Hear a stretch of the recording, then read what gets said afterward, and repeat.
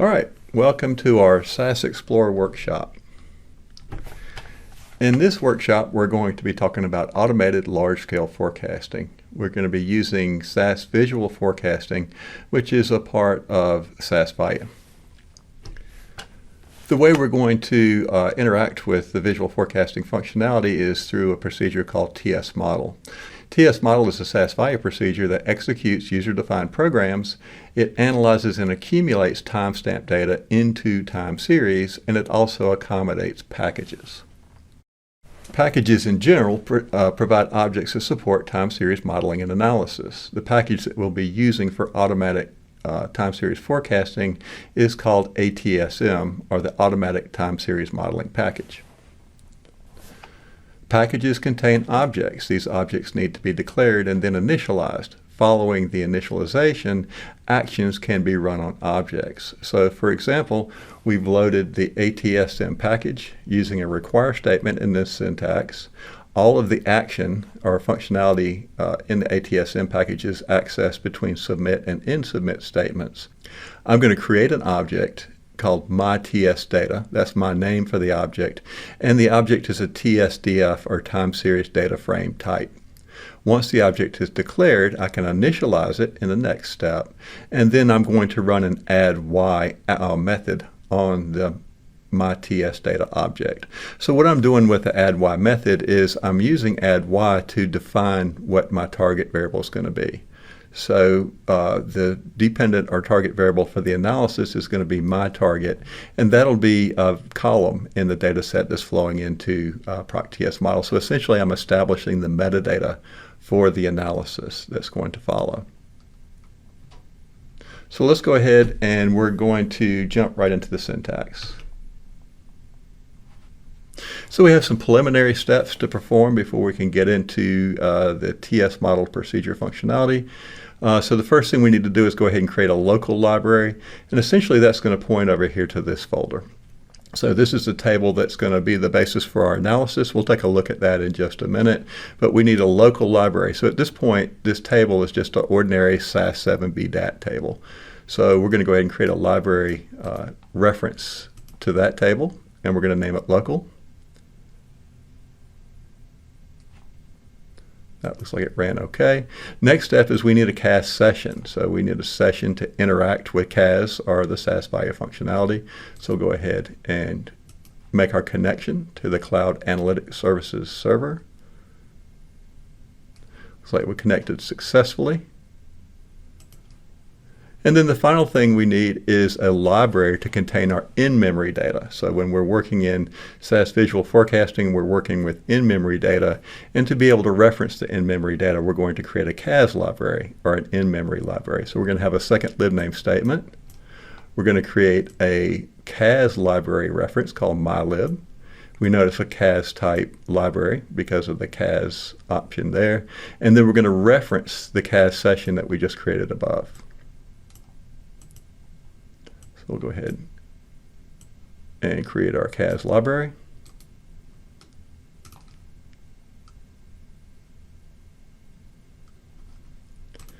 And then the final step is to load the data into memory. And there's a lot of different ways you can do that.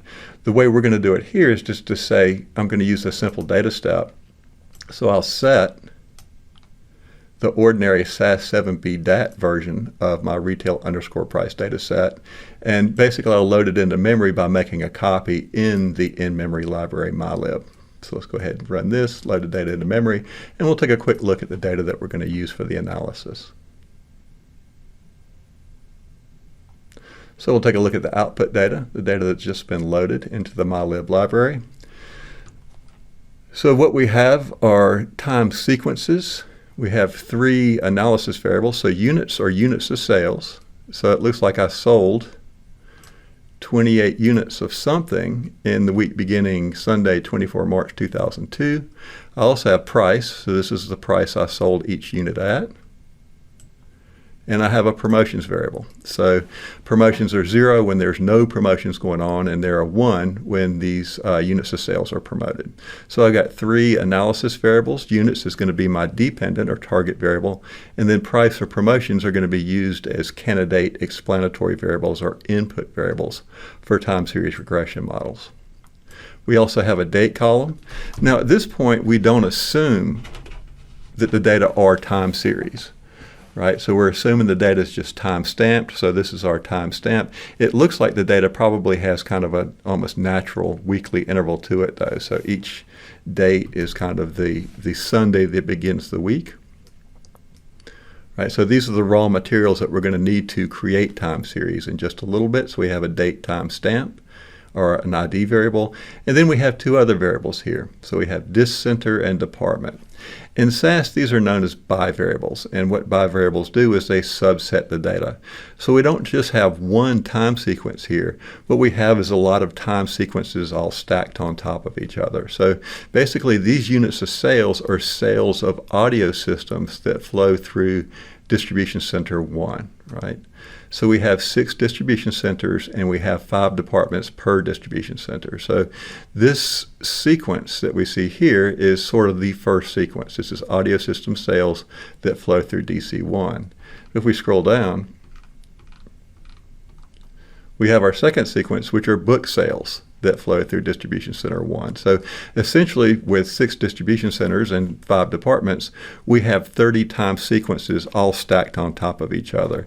And the way we can keep track of them is through these bivariables. Right? So we're going to assign these bivariables, and they're going to define our analysis. They're going to define the hierarchy of the data that we're operating on and the time series that we want to generate forecasts for. And we'll see they play a large role when we get to the TS model procedure. So let's go ahead and we're going to set the data up. We're going to read it into Proc TS model, and we're going to go through the syntax in a pretty good bit of detail first. I think this will help build intuition. There's a lot of objects that are created, and there's information flows between objects. So we want to talk about that in a little bit of detail to get kicked off. But what we'll see is as we go on to subsequent steps. So we're going to have a 3-level hierarchy with department at the bottom, distribution center in the middle, and total sales at the top. But after we establish our framework, we can reproduce it with very little change to go ahead and generate forecasts automatically for, say, the middle and the top level. So what we're going to do here is we're going to start off with generating statistical forecasts automatically for the department or base level of the data hierarchy. There's some more details included about what level of the hierarchy we're working on and some other notes if you look at the PDF that comes along with this workshop. So we have the data that we just described flowing in. We're going to have another table flowing out. So this is called out array, and I'm going to call it the department series or DEPT series table that lives in the MyLib library. So this will be an in-memory table that's flowing out of the data. So the basic assumption is that the data flowing in is just transactional. It's not equally spaced with respect to an index. The data flowing out is equally spaced with respect to an index. So what is the DEPT series time series going to look like? The time series this table contains. Well, what we want to create is weekly interval data. So the desired interval of the data is week. We're going to use the date time ID that we described that's flowing in as a column to this data set to accomplish that. We have 3 analysis variables. Units is going to be our target. Now, we don't know that yet, but we're just saying units is a column in this data set, and we want to accomplish a weekly interval associated with units. And the way I'm going to do that, this ACC is short for accumulation, is I'm going to use a sum accumulation method. So we want 1 observation per week within the history, and the way we're going to accomplish that is if I have 2 or more observations on units in a given week, I'll just add them all up. And that kind of makes sense for units of sales, right? Now I have 2 other analysis variables, price and promotions. In this case, what we're saying with accumulation equals average is if I have more than 1 price observation in a given week, the way I'll come up with one observation per week is just to average all the price observations within a given week. And that's probably a better alternative for creating a time series than doing a sum accumulation method. So that's why we have two var statements here, is we want to use different accumulation methods to create time series for the different variables we have in the analysis. Now, what level of the data hierarchy are we operating on? The by statement is really helpful in helping us understand that. So the by variable by statement regulates sort of what level of the hierarchy we're operating on. The last variable listed always tells you sort of what level of the data hierarchy we're pointing at with this syntax. So in this case, we're doing base level or department level time series, and we have 30 of those. So by this center department, we're pointing at the base level of the data hierarchy. We're rolling the department level, the 30 department level time series up into a weekly interval, and then we're going to generate forecasts for them automatically. So that's really sort of the data processing part of things. The other thing that we're doing here that'll be really useful to us at the end of the run is we're going to create 3 objects. Right, so I've got depth4, depth-est, and depth-stat. So it's great that we have algorithms to go out and generate forecasts for us automatically. That is, they're going to go out, they're going to build models from scratch for each of the time series we have. They're going to select the best model, and the algorithms will generate forecasts.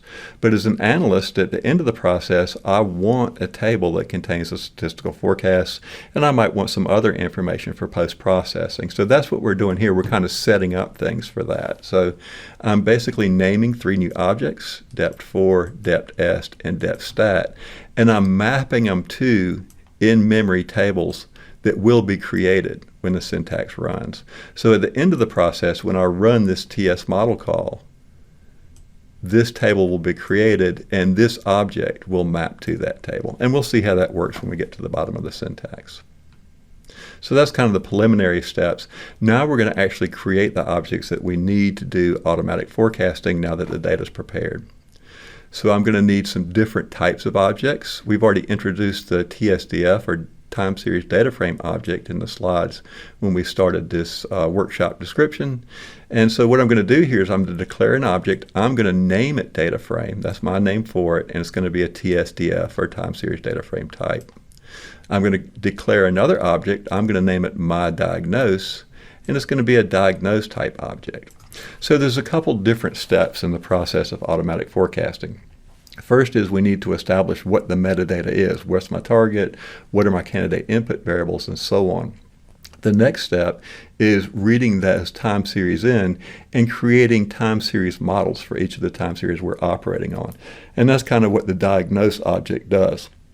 So the diagnose object will go to each time series, and basically I'm going to ask it, build me the best Remax model you can build for this time series, and also come up with the best exponential smoothing model you can build for this time series. And that's basically the default. So the diagnose object is kind of the model identifier. It comes up with good specifications for each of the time series. So I need a diagnose object, and I'm going to name it myDiagnose. The next thing I'm going to create is another object called myDiagSpec. Now, you don't directly interact with the diagnose object. Essentially, the way you regulate how the models are generated is to come up with a list of instructions and then pass that to the diagnose object. And that's what diagspec does. So if you say, I want, a Remax model, a customer Remax model built for each of my time series, and I want you to build it this way, right? Well, I'll put those instructions in a diagspec object and then pass that to the diagnose object. And that's what's going to happen below. So we've got sort of the metadata set that determines what the target is and what candidate input variables are. We have the objects that we need to automatically generate models for each of the time series. And now what are the next jobs that need doing? Well, now that we have model specifications, we'll have multiple model specifications for each time series. We need some algorithm to go out and fit those models, select the champion model for each time series, and then generate forecasts. And that's what the forecasting engine does. So we need a for-ing type object. I'm just going to name it forecast. And basically the forecast object will take the information from the diagnose object and the time series data frame. It'll find the best model for each time series, it'll generate forecast. So forecast is the model selection and forecast generation object, where my diagnose is the model generation, sort of model identification object in the automatic forecasting system. Finally, we're going to declare 3 new objects. We've seen these before, but these are what's known as collector objects. So once the forecasting engine does the automatic model selection and forecasting, it's going to put those results, or we can collect those results in the depth4 object. Right? So this maps to that in-memory table that's going to be output from this run of TS model. We'll also collect the parameter estimates associated with the champion models from the forecasting engine, and we'll collect the fit statistics associated with champion models from the forecasting engine. So now that we have sort of all of the pieces that we need in terms of implementing the functionality, let's implement it. Right? So first thing we need to do is set up the data frame, basically define the metadata. So I'll take the data frame object, TSDF object I've named data frame above, I'll initialize it. I'm going to run an add y method on it, and basically I'm defining units, one of the analysis variables, the columns we saw in the data flowing into the TS model procedure, as my y or target variable for the analysis. We'll also use add x methods to define candidate input variables for the analysis. So when it builds a custom time series regression model, I'm going to ask it to consider price and promotions as candidate explanatory variables. So build them into the specification where they're correlated with units, but just ignore them where they're not correlated with units. So we basically have the metadata set up. It knows, the algorithms know what the target is, it knows what the input variables are. So now what we're going to do is set up and get ready to do model identification or create custom model specifications for each of the time series. So my diag spec, once again, is the sort of list of rules that I'm going to pass to the model generation engine. So I'm going to open up my diag spec.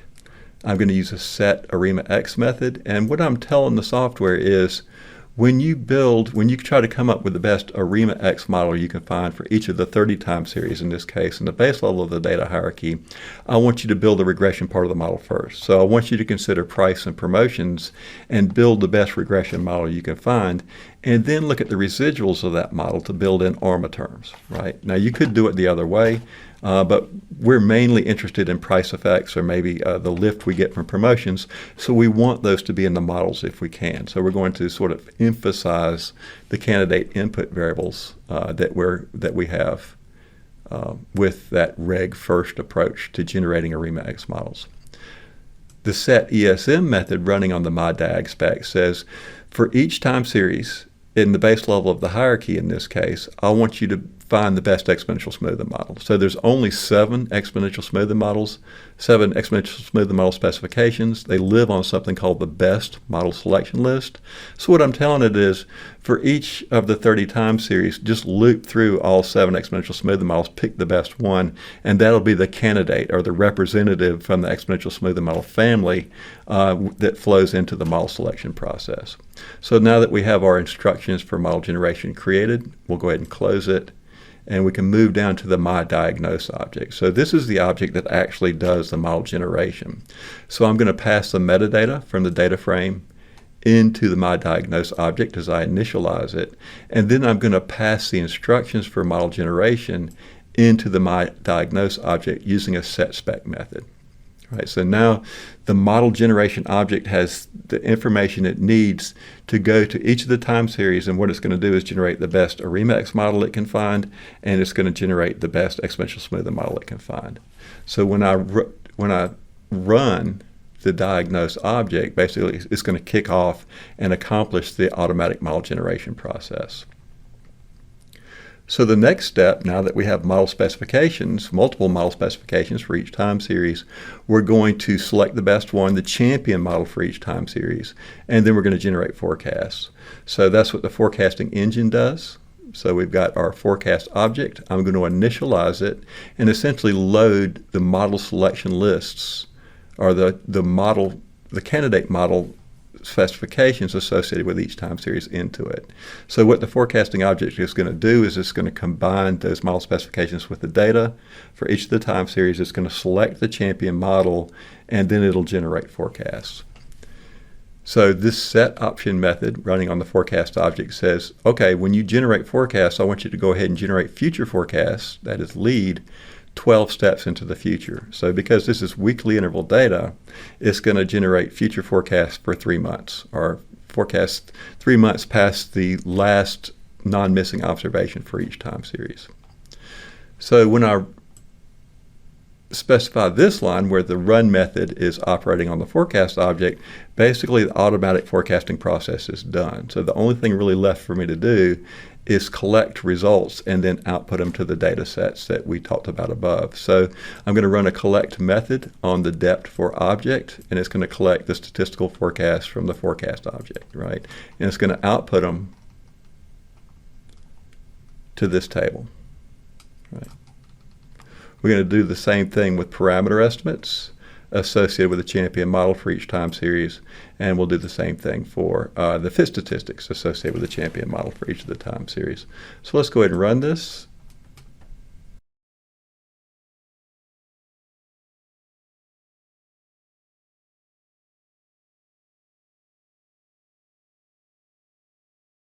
So we have 3 analysis variables. We have units, price, and promotions. We have 30 groups, or time series read. So we have 30 time series at the base level of the hierarchy. Remember, DC1 books, DC1 audio systems, all the way down through DC6 books, DC audio systems. So we have 30 distinct distribution center level department pairs of time series, right? So base level, once again, it looks like the earliest time ID we have across all 30 time series is the week beginning Sunday, 25 February 2001, and then the most recent time ID we have across all 30 time series is the week beginning Sunday, 28 December 2003. And we have some other information about the in-memory processing that went on. So let's go ahead and take a look at some of the information contained in the output data sets we created. So the first thing we'll do is just create an overlay plot of the 30 forecasts associated with the 30 time series at the base level of the hierarchy.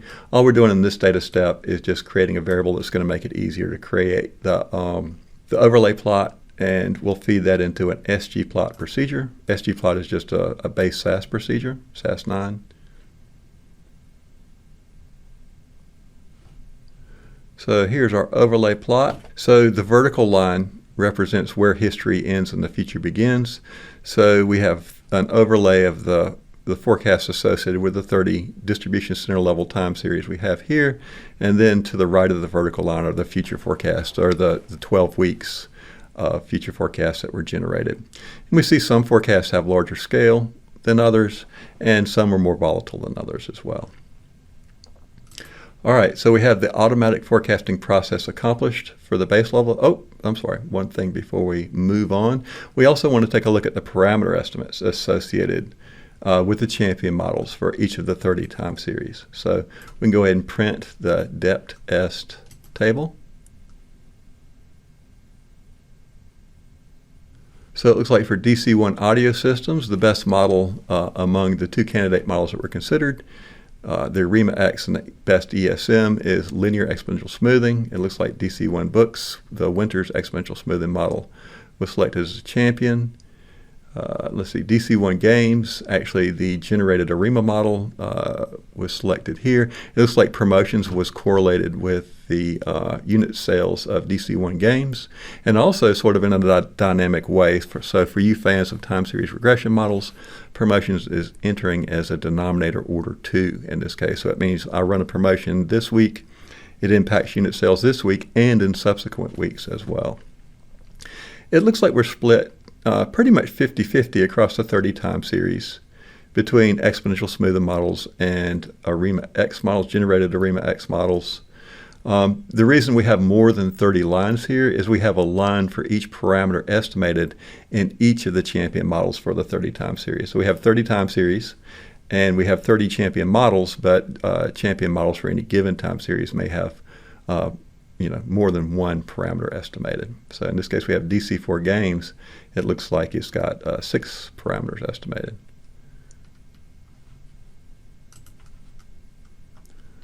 All right, so that was kind of a mouthful. It's fairly involved. We have a good amount of detail going on. But the good news is that once you have your framework set up, if you have 3 or 10 or 20 different levels of your data hierarchy, well, it's not really that big of a deal. You just make a couple small modifications, and then you can basically call the TS model procedure again to generate forecasts for that level of the data hierarchy. So basically, we operate on levels of the data hierarchy in kind of an independent way. We have a separate called TS model for each level of the data hierarchy, but once we have that framework set up, it's pretty much plug and chug. So let's move on to generating forecasts for the distribution center level or middle of the data hierarchy. So in this case, we have the same data flowing in. We're going to have a different data set flowing out. So we're going to have a table that contains the distribution center level time series. So how do we know it's time series at the distribution center level as opposed to the department level that we created above or that we operated on above? Well, I look at the by statement. So the by statement is sort of my guide to what level of the data hierarchy I'm operating on. So we've modified the by statement, and we're saying by disk center here. So the last and only variable listed on the by statement is distribution center level. So this tells me that I'm operating at the distribution center level of the data hierarchy. We need to change the names of the objects and the data sets they map to that are going to collect the results, because we don't want to overwrite the data that we created above, right? So in this case, I'm going to have dist R4 is going to be the table that will be generated during the run that's going to contain the statistical forecast. Dist REst will contain the parameter estimates associated with the champion model for each of the 6 distribution centers in this case, and then dist RStat is going to be the table that contains the fit statistics associated with the 6 champion models that are selected for the distribution center level time series. And then pretty much everything else is basically the same.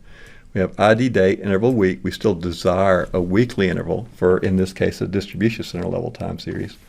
We have the same variables. We have the same target. We have the same candidate input variables. They'll be rolled up the same way to create the 6 distribution center level time series. And then everything in the submit block is pretty much the same.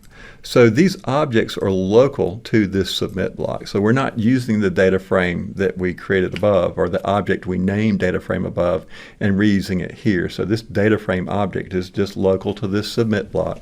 So essentially we're declaring new objects here. We're just naming them the same way we did previously to make it convenient to rerun the code. And pretty much everything else down here is the same. The only thing that changes is when we collect the results from the forecasting engine, we need to collect them into the objects that we created above. So in this case, this is dist R4. It's going to be the object that collects the statistical forecast from the forecasting engine that are generated here, right? So let's go ahead and create statistical forecasts automatically for the distribution center level of the forecast.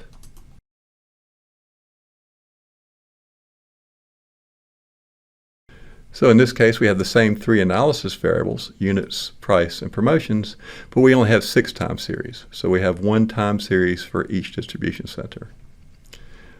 We have minimum, maximum time ID, and we have some other information about number of observations and the in-memory run that generated the results. Let's go ahead and take a look at some of the information that's contained in the output tables that we generated above. So we'll go ahead and create the same overlay plot, in this case of the forecasts that were generated at the distribution center level of the time series, of the data hierarchy. So DC1 through DC6, once again to the left of the vertical line are my historical forecasts, and then right of the vertical line are my future forecasts. So we see some of the same patterns we saw at the distribution center level, which kind of makes sense. We may also have, it looks like we're getting spikes in pretty much all of the series. It looks like in Decembers for the 2 years of data we have. So we may have a Christmas effect too. So we're starting to look at this and thinking about maybe how we could refine it. Maybe we have a recurring event, December over December, so we could create an event variable to capture that, and the lead forecast as well. If you're interested in how this framework and this functionality can be extended, we have a full class on using this syntax to create your own automatic time series forecasting system, and we'll talk more about that when we get done with this workshop. So let's go ahead and take a look at the parameter estimates associated with the champion model for each of the 6 distribution center level time series. So it looks like 4 of the 6 distribution center level time series have a generated ARIMA X model associated with them. 2 of the 6 have an exponential smoothing model associated with them. Looks like promotions had an impact on the unit sales that flowed through DC3, but not so much in any of the other champion models, so we don't see prices in any of them. And so maybe as we roll the data up from department level to distribution center level, maybe the price effects washed out or something like that, because we did see prices impacting some of the distribution center level time series from the previous run. It does look like promotion still has kind of a dynamic effect, in this case on DC3. It looks like we also might have some seasonality, right? So winters is an exponential smoothing model that accommodates a seasonal pattern.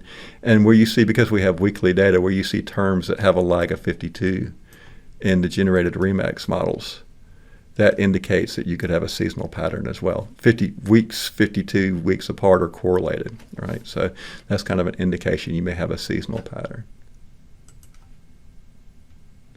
All right, so we have a 3-level data hierarchy. We have one last job to do before we've pretty much accomplished our automatic forecasting task, at least for the functionality out of the box.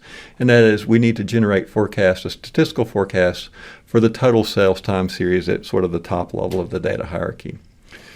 So we're going to go ahead and, once again, syntax will look very familiar. We have the same data flowing in as the previous 2 calls. I'm going to create 3 new objects that are going to collect my automatic forecasting results, and I need to rename them, right? Because I don't want to overwrite. In this case, I don't want to overwrite the data sets that I created for the distribution center level or the department level that I've created above. So I'm going to create 3 new tables that are going to contain the statistical forecast for the top level of the data hierarchy, parameter estimates associated with the champion model at the top level of the data hierarchy, and then fit statistics associated with the champion model. Now, how do I operate at the top level of the data hierarchy? So before, if I wanted to operate on the department level, I told the syntax via the by statement that the data is arranged discenter department, right? To get the middle, I just had department listed on the by statement. Well, to get sort of the top level, what I'll do is I'll eliminate the by statement. So we've left it here for emphasis and commented it out. But when you don't have a by statement, basically what you're telling the TS model procedure is, I want one time series. So for every single time interval in the data, let's say the week beginning 29 January 2002, add up all the units of sales, right? Do the same thing, but in terms of price and promotions, just take the average value for units of sales that occur in that given week. So we're going to have one total sales time series, one units time series that's going to represent total sales across every interval in the history, across all distribution centers and departments, right? Syntax down here is identical, but because we don't have a by statement, we're only producing one time series for total sales. Hopefully that makes sense. Everything else down here is identical to what we saw previously, right? All of these objects are local to this submit block, so we don't need to worry about renaming anything here. This kind of regulates what goes on inside the submit block in terms of the time series that are going to be operated on, right? So the only thing that changes here for the top level is, once again, we need to reference the objects, the collector objects, they're going to grab and then output the statistical forecasts, parameter estimates, and fit statistics. So let's go ahead and run this, and we'll pretty much wrap up our automatic forecasting job for our 3-level data hierarchy that we have in this example. Same 3 analysis variables, units, price, and promotions, but in this case I only have one time series, total sales, right? So number of groups read as 1. Sort of the same information we've described before. So let's go ahead and take a look at the statistical forecast for total sales. And we'll also take a look at the parameter estimates associated with the champion model for total sales at the top level of the hierarchy. So we'll look at the forecast first.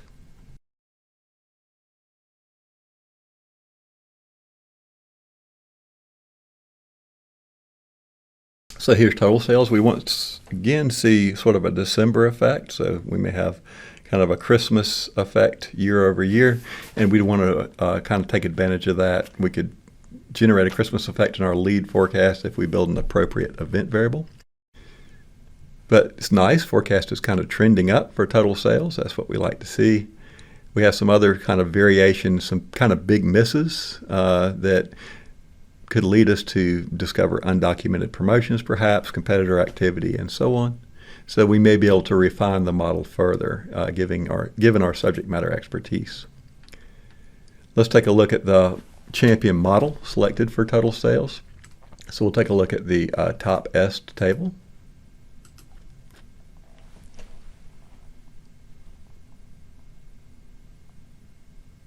And this is the same idea. So for this top level series, we had two candidate models. So the model, the diagnosed object basically said, for this one series, let me find the best exponential smoothing model, and I'll build the best ARIMA X model, generated ARIMA X model I can build. And it compares the two. The forecasting engine compares the two, picks the best one, generates forecast. So of those two models, the generated ARIMA X model was the best. However, it did not find any price effects or promotion effects. So it tried to build the time series regression model, and it does not look like prices or promotions were correlated with unit sales for total sales. It did find what looks like autoregressive order lag at 52 weeks. So it looks like we may have some seasonality. It found trend. So we've got a first difference to accommodate that trend. And it's got an MA term at lag 1 as well. So here's our generated ARIMA X model for the top level series. All right. Well, I know there's a lot of information in there, a lot of objects, a lot of methods, a lot of information flows between objects and so on. So I remember the first time I went through it, I was pretty confused. If you look in the PDF you get that comes along with this workshop, we've actually added some slides from that course I referenced earlier, but it basically lists out the objects, and it talks about the information that's flowing out of each object and how that moves down into the next one. So if you're having trouble kind of keeping track of what's going on as you go through the different TS model calls, you might want to look at those slides, and it'll help make it a little bit more clear in terms of, what's this my diag spec object doing? What's this set option method doing? Stuff like that. So that might help you kind of map through it and build a little bit of intuition in terms of, what the different pieces of the objects or the different objects from the ATSM package are doing. And these are the slides I was talking about. They're considered to be self-study, but it might help you map what's going on. So these are the types of objects: time series data frame, diag spec, diagnose, and so on. We've got a few more minutes left, and the way we're going to wrap this up is to consider, well, what are some easy and useful ways I might consider to make my automatic time series forecasting system more flexible and maybe make the forecast more precise. So we're going to consider two ways that we can expand the functionality. So the functionality up to now, or at least in the first part of the demonstration, was basically out-of-the-box default functionality. We didn't really change any of the defaults, and where we listed kind of options, those options were basically default options. So now what we're going to do is expand the functionality a bit in a way that's still automatic, but hopefully it improves the precision and gives us a little bit more flexibility. So there's two things that we're going to do. The first is the way the model selection process worked in the syntax above was it used for any given time series, whether it's in the distribution center level, the department level, or at the top level. It basically came up with two model specifications: the best exponential smoothing model it can find and the best ARIMA X model it can find. It used all the observations in the time series to fit both models, and then it used all the observations in each time series to basically generate the fit statistic to tell you how well the model performed. And that can be an issue, right? That can lead to overfitting, and we want to protect ourselves against that. So the first sort of way we're going to expand the functionality is to implement honest assessment. So in terms of model selection, we're going to split each time series into a training and validation sample. We'll only use the training sample to fit the candidate models associated with each time series, but then when we select a champion, we'll only look at the results on the validation sample. The next piece of functionality we want to add to the automatic forecasting system is something called outlier detection. So the way you can look at it is you've got lots and lots of time series on your desk as an analyst, and you don't have time to look through every single one. But you may know that you've got some shocks and bangs and undocumented promotions and so on in some subset of the time series that you're responsible for. So it would be really nice to have an algorithm to go out and look at the residuals of your models and say, boy, your model really missed a lot here, right? So it'd be nice to have an algorithm that goes out and detects outliers or outlier observations in the residuals of your models. And that's what the outlier functionality in here does. The outlier functionality not only does that, but it says where it finds a big miss, and we can define what a big miss is, and we'll see how we do that in the syntax. It'll build a rudimentary event variable for you into the model specification. So it'll basically augment the model with an event variable that captures basically the variation associated with that big miss. So we're going to do two things next to kind of refine and augment the forecasting system we built above. We'll select the champion model for each time series using honest assessment, and then we'll turn on outlier detection, and we'll see what that looks like here in just a second. Now, we could do this in a very straightforward way for all three levels of the data hierarchy, but in the interest of time, we're just going to focus on the distribution center level, distribution center or middle level of the data hierarchy. So once again, look at the by statement, and we got dis center. Pretty much everything else here is the same. So we are going to rename the forecast table that's going to contain the statistical forecast and so on, just so we can keep them straight if we want to kind of compare before and after under defaults maybe, and then with honest assessment and outlier detection turned on. So we'll go ahead and rename that so we don't overwrite the ones we created previously, but the rest of the syntax looks pretty much identical. The only two changes we need to make to turn on outlier detection and honest assessment is here on diagspec and here on the forecasting engine. So let's talk about outlier detection first. Outlier detection is going to come into the process of how the model specification is created. That is the model diagnostic or diagnosis. So what we're going to do is, remember, we don't directly interact with the diagnosed object too much though. So what we need to do is to say, if I want you to do outlier detection, I need to put that in a list of instructions that I'm going to pass to the algorithm that generates models for me. So what we're going to do is modify the diagspec object that we talked about previously. So we're going to add another line to my diagspec, or we're going to run another method on it, and that method is called set ARIMA X outlier. So this is the one that we described previously.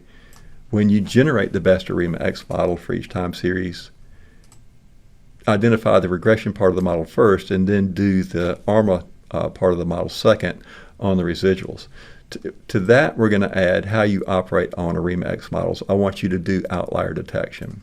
So this says detect. Yep, I want you to detect outliers. So after the model is specified and fitted, look at the residuals and find big ones. This says, do you want any outlier variables that are created that correspond to those outliers to be built into the specification? This says maybe.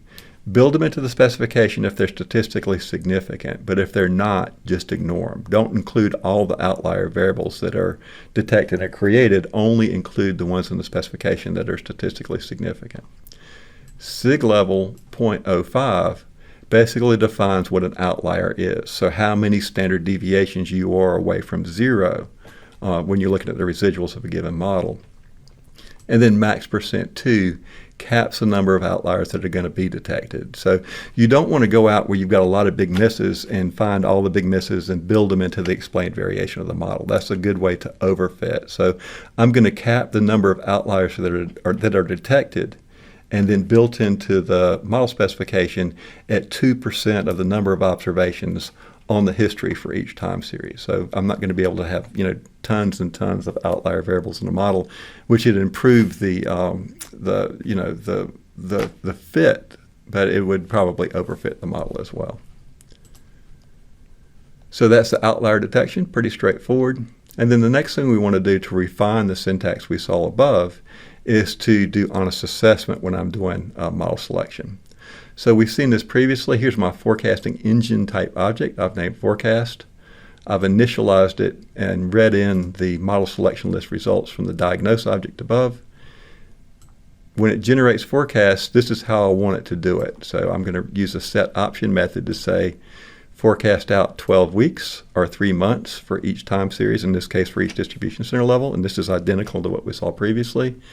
And when you select a champion model, I want you to take each time series and break it up into training and validation. Use the last 12 observations on each time series as a validation sample and train the models, the candidate models associated with each time series on the first n minus 12 observations. Right? And you say, okay, well that kind of makes sense. But you might be getting a little nervous too. What if you have hundreds of thousands of time series and you might have some short time series in there? Maybe you have some time series with only 14 observations. You got some new products and so on. So it wouldn't be so good if you had a time series with 14 observations and you took 12 of those observations to use in the validation sample, right? You'd only have 2 observations for training, so you don't want to do that. So what this holdout percent is kind of a safety. So the way it's going to do honest assessment is it's going to say, I'm going to hold out the last 12 observations for the series, for each series for the validation, or 10% of the number of observations you have, whichever is less, right? So if you do run into a short series, it's not going to use up the majority of the data by creating the validation sample, right? And then finally, when you select the champion model based on a validation sample, use root mean squared error. So calculate root mean squared error over the validation sample to choose the best model. Now, I think we have over 50 of these. We'll actually see some examples of the selection criteria we have when we print out the dist r stat table in this case in just a minute. So if you don't like root mean squared error, if you prefer mean absolute percent error or geometric MAPE or lots of other ones, we have lots of choices there. We're just going to stick with the default in this case. And then finally we'll collect results. So nothing new really there. Let's go ahead and run this.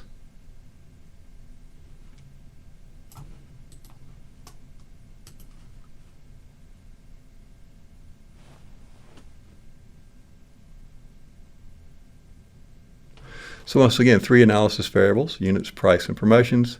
We're operating at the distribution center level of the data hierarchy. So we have 6 distribution center level time series.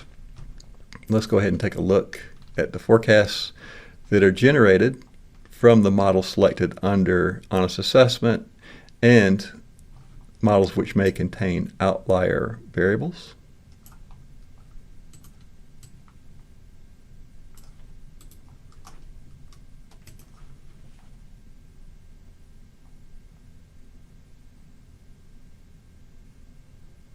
So once again, distribution center level forecasts, historical or in-sample and future.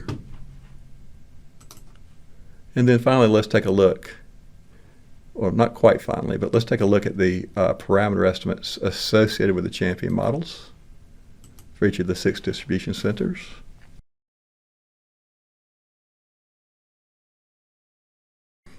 So if you recall, when we looked at the distribution center champion models and associated parameter estimates previously, I think 4 of the 6 were generated ARIMA models and 2 of the 6 were exponential smoothing.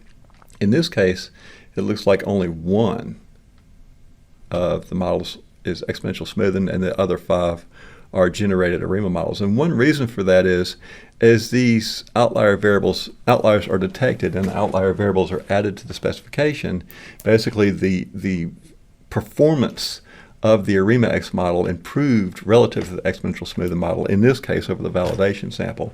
So for one of these time series, the generated ARIMA X model became better than the exponential smoothing model of the champion. So we might ask ourselves, were any outliers detected and were they accommodated? And you can always tell an outlier variable kind of by the way they're named. So for DC1, there's a generated ARIMA X model, and the first outlier detected and variable built into the model is called AO 21 December 2003. And the AO is SAS speak for additive outlier, which is just another name for pulse. So an outlier was detected as a pulse, just a one-time big miss that occurs in the week of 21 December 2003, and basically an event variable was created, a pulse, that's a 1 in the week beginning 21 December 2003 and a 0 otherwise, and it was built into the model. Now, the outlier detection also detected a permanent or step change that begins in the week 29 December 2002. Right. So 2 outliers were detected, or 2 or more outliers were detected for DC1, and then only 2 outlier variables were built into the model. We've got DC2 has 2 outliers. Once again, a lot of these are sort of associated with the last couple weeks of the year, probably Christmas or the first week of the year, which is probably New Year effect or something like that. So we could have some holiday events, or we could basically refine the automatic forecasting system maybe by adding some holiday events, because these reoccur, right? So if you can find a reoccurring event, you can actually extrapolate that event effect into the lead forecast horizon. So that would probably be a next step in terms of refining the automatic forecasting system. Looks like DC3 has 2 event variables, both associated with late December, early January. DC4 is our exponential smoothing model. Now notice that the exponential smoothing model does not have an outlier variable in it. And the reason for that is exponential smoothing models do not accommodate explanatory variables, and an outlier variable is an example of an explanatory variable. So the outlier detection only works for generated Remax models. It does not work, so-called, for exponential smoothing models. But it looks like the Winters additive method was the champion for DC4. DC5, we only have 1 outlier variable detected. It's a pulse. This is a 1 in the week beginning 21 December 2003, 0 otherwise. And then for DC6, we have 2.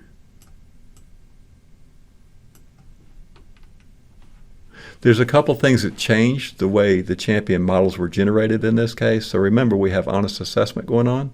So that could change the sort of the champion models associated with each series. We also have outlier detection going on. So anyway, hopefully this represents an improvement on the overall precision of our forecasts and also on the flexibility of the forecasting system. So finally, let's wrap up and we'll take a look at the fit statistics associated with the champion models for each of the 6 distribution centers. So the one that was used, this is actually fit over the training range. And that's what this table represents. We actually used root mean squared error calculated over the validation range to select the champion model for each series. But this is just a good example of the different fit criteria or selection criteria that are available to you in the software. So if you don't like root mean squared error, you could use mean squared error, you can use mean absolute percent error, mean absolute error, R squared, adjusted R squared, another variation of adjusted R squared, random walk R squared, AIC, SBC, and so on. So I think there's over 50 of these. So if you don't like root mean squared error, you'll probably find one that you do like among the available selection criteria. All right, so I think that wraps up the syntax discussion for this workshop. I hope you enjoyed it. So you're going to have an opportunity to work through this syntax, so I'd encourage you to play around, try some different things. You can take a look at the documentation for the TS model procedure if you want to explore other options or other ways to make the automatic forecasting system more flexible, hopefully more precise. If you have any questions as you move forward, please contact me at chip.wells@sas.com. We'll also provide some information about the course I mentioned. We have a full 2-day course that goes through the TS model procedure in different ways to refine, expand functionality associated with the automatic forecasting system. I hope I see everyone in a future SAS class. I appreciate it, and we'll talk to you soon. Happy forecasting.